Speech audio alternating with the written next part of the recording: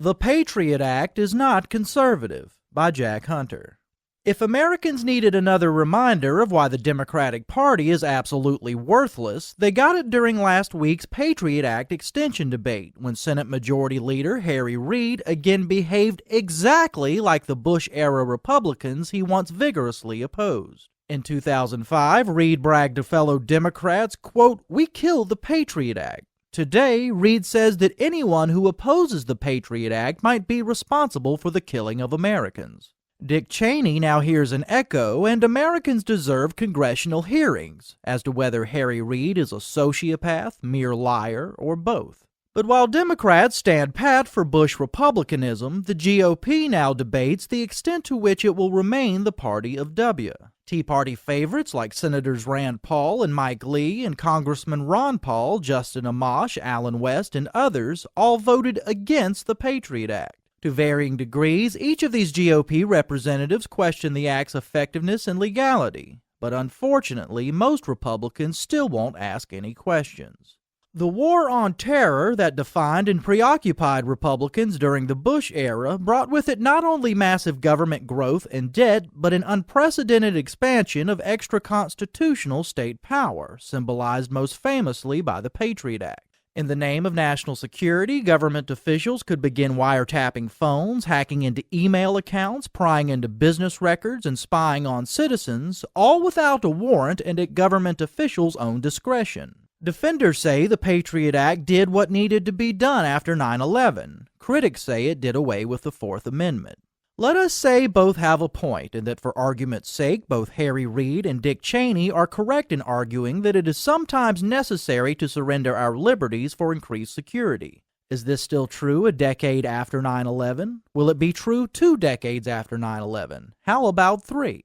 Have the actions of Osama bin Laden and his fellow terrorists forever altered our Bill of Rights? Allegedly, the default position for conservatives is to distrust the government and defer to the Constitution. Concerning the Patriot Act, too many conservatives' position is to blindly trust the government at the expense of the Constitution. This type of thinking mirrors the logic of the left, in which the constitutionality of a big government program like Obamacare is considered irrelevant due to the severity of the problem at hand. The liberal healthcare ends justify the unconstitutional means. This characteristic mentality of the left is exactly how most of the right approaches the Patriot Act, though it is an outright rejection of what most conservatives of any generation have held most dear.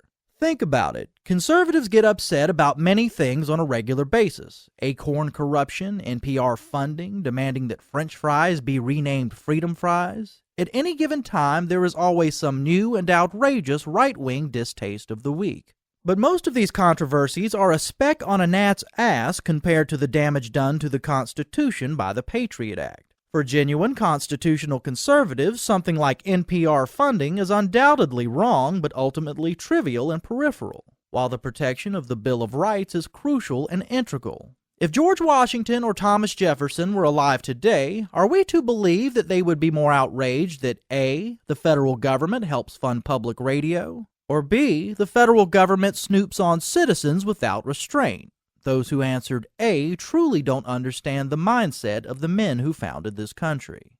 A Republican critic of mine once asked me during a radio broadcast, "Jack, can you show me where any American has been harmed due to the Patriot Act?" I replied, "Can you show me where any American has been harmed by WikiLeaks?" The caller said he couldn't, but stated that he believed private individuals shouldn't have access to private government documents. The gentleman was basically saying that whether or not WikiLeaks has hurt anyone to date is irrelevant. The whistleblower outfit shouldn't be trusted with such power to begin with.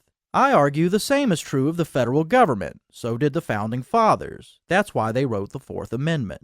The entire reason we have a written charter like the Constitution is to specify the enumerated powers that define the hard parameters of our federal government. Among those powers is national defense and security, but much of what we call defense is anything but. Similarly, a total police state could undoubtedly provide much better security, though few Americans desire a country so void of liberty. After all, most Americans can barely tolerate the way the federal government handles air travel these days.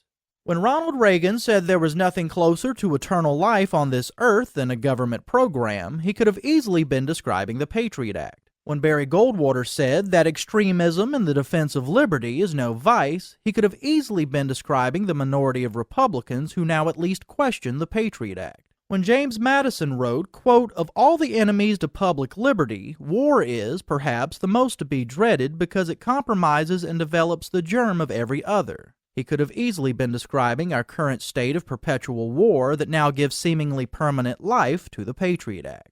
If the war on terror is a perpetual war, as so many politicians readily contend, have we now permanently given up our liberties? If terrorists really do hate us for our freedoms, is the best method of defeating them to permanently surrender our historic freedoms? And if so, who is really winning the war on terror, us or the terrorists? By the very nature of their philosophy, conservatives are supposed to question their government. And given the very nature of our Constitution, this is precisely how the founders would expect any true patriot to act.